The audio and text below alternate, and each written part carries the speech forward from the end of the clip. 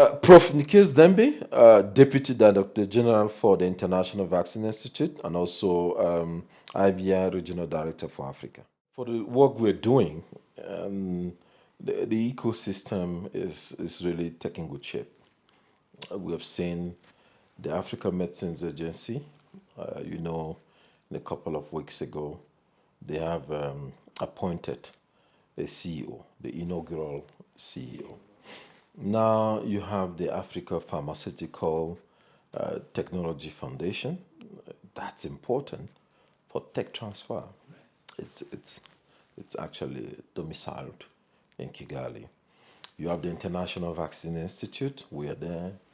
We have other funders, philanthropists, the private sector that are also equally contributing to the ecosystem. The like of the Susan Buffett Foundation, MasterCard Foundations. I think it's really become a conducive environment where the regulators, those in tech transfer, those in talent development, in addition to those really supporting financing, are really putting their heads together with academia, University of Rwanda, King Faisal Hospital. It's a nice place to be.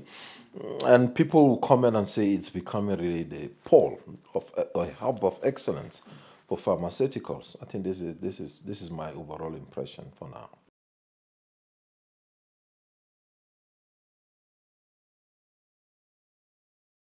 Yeah, the International Vaccine Institute.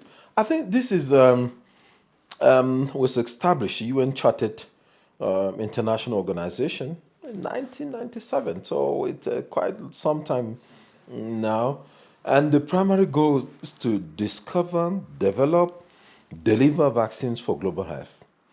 And one of those that you might know very well, the cholera vaccine. So it was developed through really the expertise, the research and development from IVI. Typhoid vaccines, salmonella vaccines, all these vaccines that really are contributing to what we call the high burden prevalence and mortality. The vaccines that we develop and being sure that the rest of the world can actually, we can put them to use and being used to be for vaccination. And obviously procured by the Gavi, UNICEF, and then roll out globally. So as we speak, more than 100 million doses of the vaccines that we have, when I say 100 million, it's just very conservative, million doses more have been deployed globally, and which has been used to save lives. So those are the vaccines that we have moved from discovery, research development, to WHO pre-qualification, licensure. And there are more in the pipeline, mpox vaccines and other vaccines that we're working on to be able to support the global health and then public health emergency responses.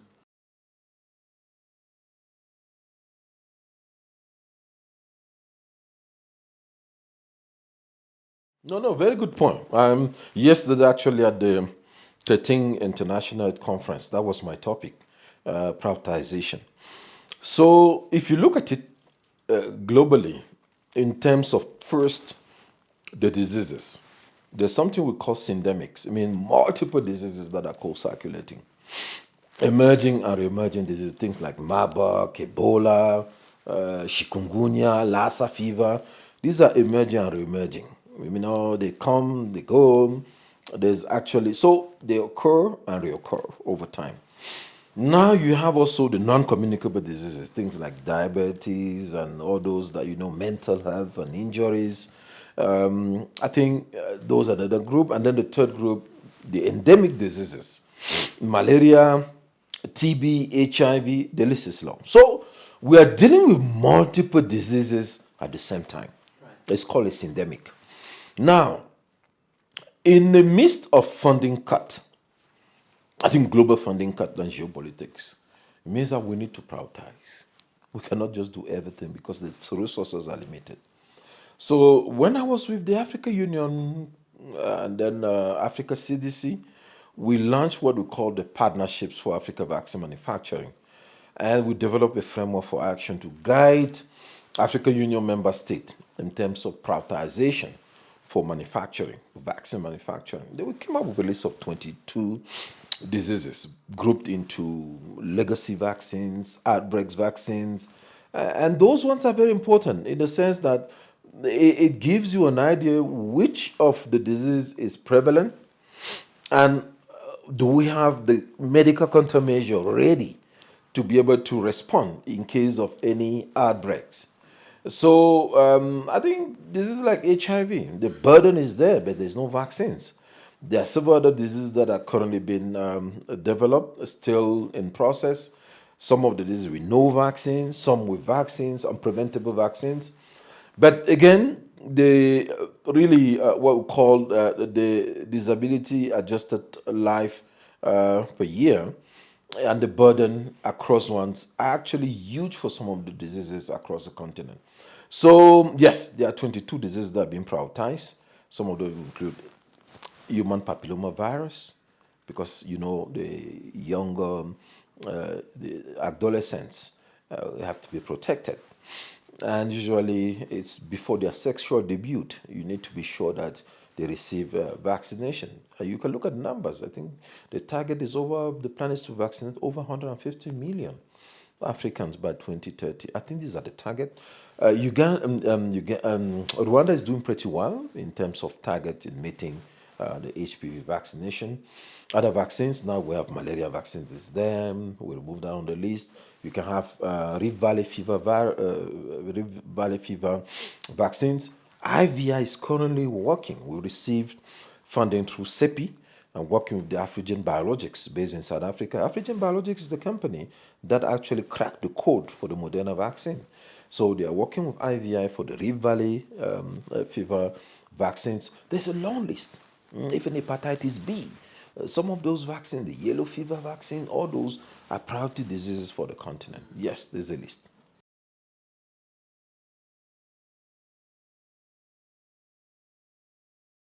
Yeah, that's a very good question. I mean, first, we needed to have an office in Africa because the HQ is domiciled in Seoul, the Republic of Korea, South Korea. And if you look at it, it's 9 hours, GMT plus 9. So, I mean, it means that we need an office somewhere where it's really out of that time zone. We got one in Europe, in Stockholm, and a country office, the regional office in Stockholm, in Sweden, and then the country office in Austria. So in Africa also, we needed an office to increase that visibility and ensure also that we support our member state in reaching the ambitious target. The target is to manufacture 60% of the vaccine by 2040.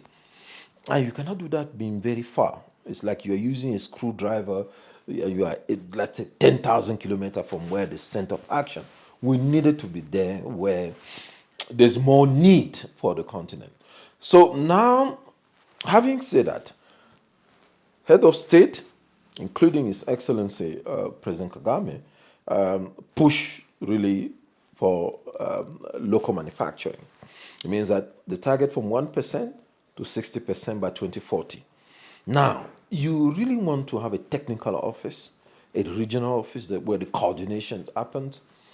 There was actually a call, a bid to host the regional office. Several countries applied, and the most appealing application was the application from Rwanda, and selected among other applications. That's why we ended up being in Kigali. But we also have a country office in Nairobi, where some of the end-to-end vaccine manufacturing capability projects are going to be driven out of Nairobi. You have the regulatory environment. With AMA, regulatory systems is very important. When you start doing local manufacturing and deep local manufacturing, the next thing you want to avoid is that the product coming out of the manufacturer are not being criticized, because otherwise you're not going to get that far, because we're dealing here with volumes. We're dealing here with acceptability. You don't want to avoid misinformation. When you hear myself, Davis, vaccine made in Africa, I think you should be confident because there's a regulatory process that went through. Now, the regulatory environment is taking good shape. Prior to COVID, we only had two countries that have achieved maturity level 3. We had Ghana and we had Tanzania. Now we have 8. And then the aim is to get more and then establish a reliance mechanism among the regulators where they can actually work together and to be sure that we make things a little bit easier for the developers. But currently, or before the Reliance Network was established, which is one of the concepts we developed from our office within the framework for action, a reliance between the NRAs. We can twin the NRAs. Twinning is good. People strengthen the capability of those that are aspiring to go to ML3, which is the higher level in addition to ML4 for regulatory system using the WHO global benchmarking tool. So, yeah, the regulatory environment. I mentioned also already the tech transfer from the African Development Bank, APTF, the financing environment, and then also the business environment. This is very important. Enabling environment, doing business in Rwanda is quite a good experience to me, and I mentioned it. I registered the local office in less than 24 hours with the Rwanda Revenue Authority. In some countries, it takes 6 months. So that's already on its own. Yeah. So now there are challenges. We need to train more people, youth, build capacity, talent development for the industry to absorb those youth. Upskilling, reskilling, working with the University of Rwanda and other universities to shape the curriculum so that we introduce some of the major courses like masters in bioprocessing, engineering, regulatory, clinical trials, because that's going to be important to drive really the ecosystem. We need people now. The presence of IVI in Africa means what it means for the continent, it means a lot. There are 8 bold programs or enablers for local manufacturing. There's one, the demand certainty, ensuring that there's volume, there's market for those who aspire to go into the manufacturing. So you need to be sure that you have the volumes, right? Then you manufacture and then your product can actually, there's a demand certainty. The second, we talked about that already, you need financing. I mean, the foundation that you have already here and so on, and other DFIs. You need a strong regulatory environment, research and development, the training that I mentioned, talent development. You need infrastructure. You need to also be sure that you coordinate the entire ecosystem. So, now, out of those 8 bold programs that we established as part of the framework for action for the African Union to reach the ambitious target that I mentioned earlier, 4 of those, we at IVI, we have the capacity and capability to deploy them for the continent. I can give you 2 examples to buttress that. One, we are completing the tech transfer for cholera vaccine with a company in South Africa called BioVac.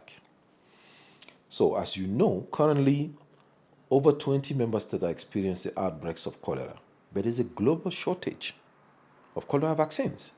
So being able to tech transfer from IVI to a local manufacturer on the continent from the IVI offices in Kigali and Kenya is a plus for the rest of Africa.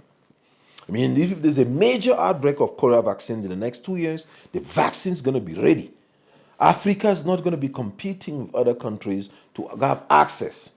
That brings in the component of equity, access of medical countermeasures manufactured from Africa. And this is going to be the second vaccine, at least from drug substance, on the continent after yellow fever from the Institute Pasteur of Dakar.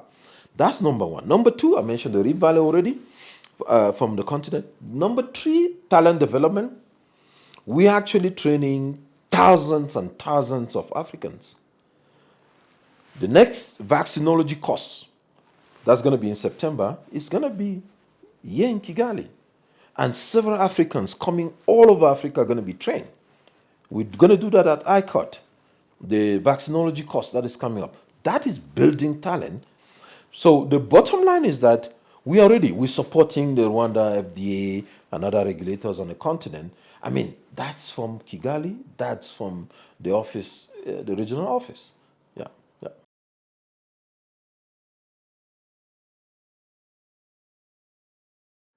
No, I think the good thing is IVI, we have a long-standing reputation of working with multiple stakeholders. We work with the industry, academia, government, philanthropists, and the multinational,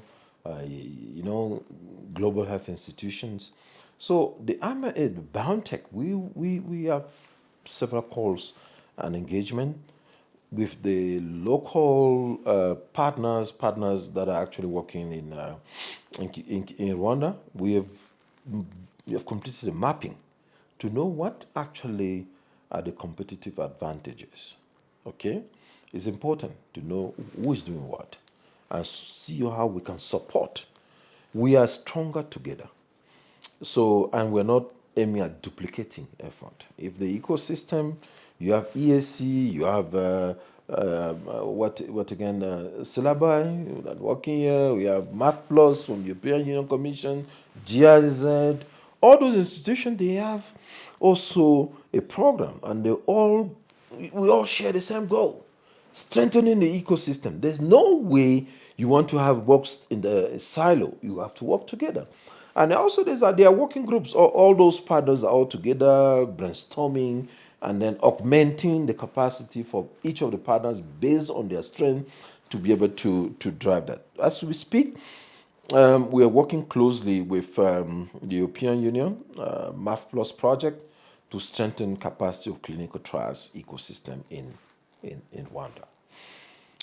So let me give you the numbers. As we speak, less than 5% of all clinical trials globally are happening in Africa. Less than 5%. And this is a continent where you have multiple diseases. Multiple. When I say multiple, more than 100 different. And every single year, more than 200 outbreaks. So you cannot really do manufacturing if you don't do clinical trials, if you don't do preclinical trials. So we're here now to support, strengthen, clean facade, all these CSUs that have been identified by the government, and then the European Union Math Plus project, working together to establish the trial site. The advantage is that then you can showcase, you can put those clinical trial site on the map, and there are companies that have product to test. Then Rwanda becomes now a pole of attraction for those to come and run clinical trials and being sure that we have viable clinical trial centers.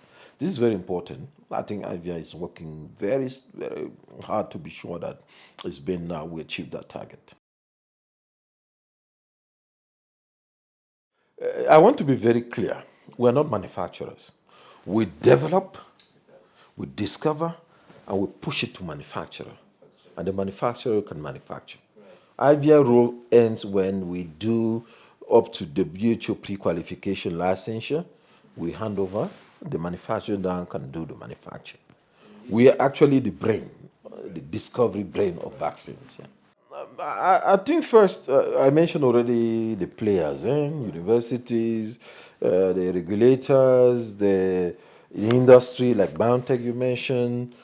I mentioned also the stakeholders and the partners involving. Yeah, I think there are several things that happen when the vaccine is ready. Also, if remember this, vaccine plus vaccination saves life. So if you only have the vaccine and you don't take it to the last mile, I mean that you deliver, you take it to the community and you immunized or vaccinate people, that vaccines will not lead to anywhere. So that's the second bit of the phase of the vaccination.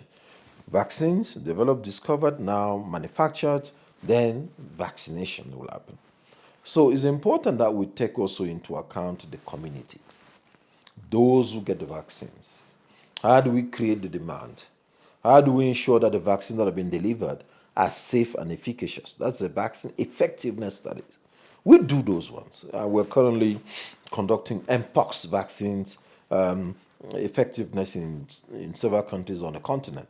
So I think there are several other steps after that. We do research as well to couple on those vaccines. Do you need one dose? Do you need two doses to be able to mount the immune response? All those are actually implementation science after the vaccines have actually have been scaled through WHO PQ. Yeah, so there are two things there. First, I mentioned to you that the target was to manufacture 60% of vaccine by 2040. Now there are already 8 antigens. This is IVI's target? That is the African Union target. So there are now 8 that by 2030 are likely to be on the market. 8 vaccines. 6 going to be manufactured in South Africa and 2 from Senegal. Senegal will be yellow fever and measles and rubella. Two of those one from Senegal.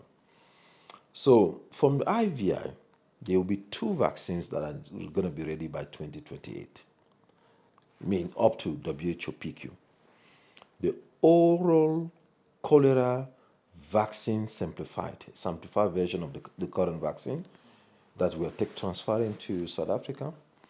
Then the second, we're going to be the Rift Valley I mentioned.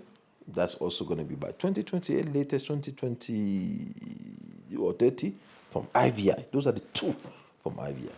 There might be more. And then we're going to work closely, and we're working closely with BioNTech. The BioNTech on mRNA technology. The mRNA technology is a very pretty flexible, agile platform that we can pivot for other diseases. Could be TB, could be other vaccine like malaria, could be schistosomiasis, that we can work with BioNTech base in Rwanda to develop new vaccines once the facility has been fully set up and GMP certified.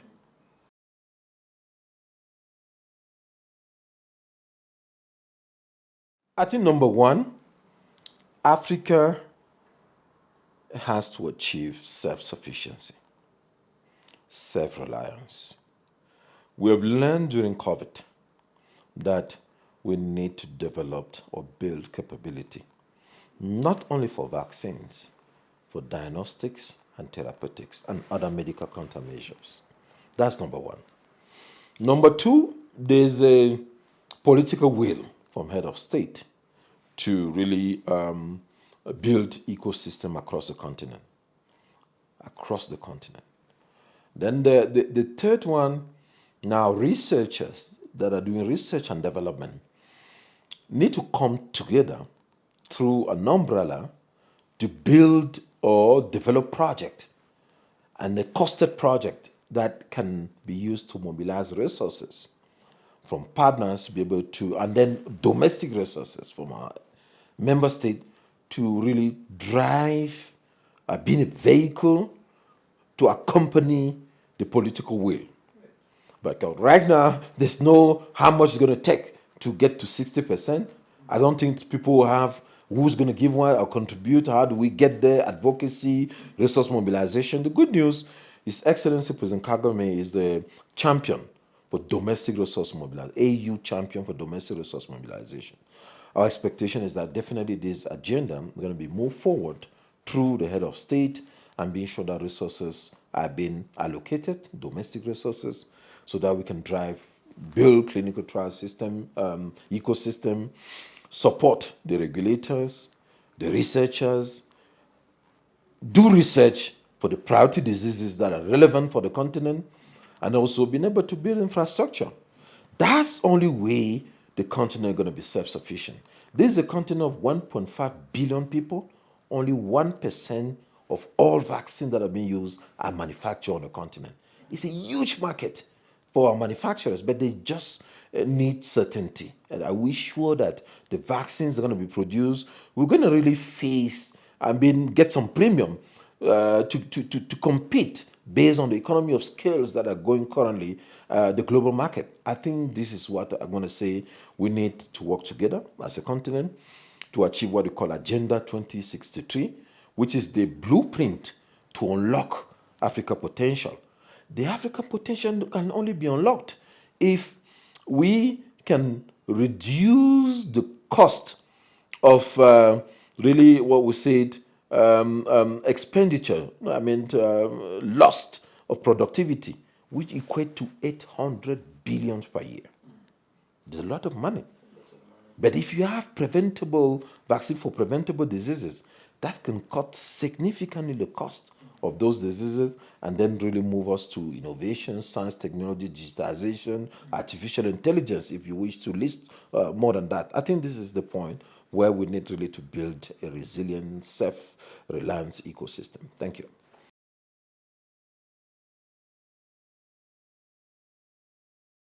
Yeah, that's a very good one. I like really hiking. Hiking, and also because during that process I brainstorm really new ideas emerge, inspiration. I like hiking. Golf also is something I do, and also very nice park and touristic attraction in this beautiful country of Rwanda. I love Rwanda. I've been to the chimpanzees. Nyungwe National Park. Yeah. I've gone to the also the memorial. As Yeah, yeah, she said. yes, yeah. I think there are more to explore as we. But you remember well, the office was just it's just 6 months old, so I need to settle down, being sure that the whole system is in place. That the office is fully operationalized. Then the weekends we can really take time to break really and be sure we come on Monday with fresh ideas to drive local manufacturing across the continent.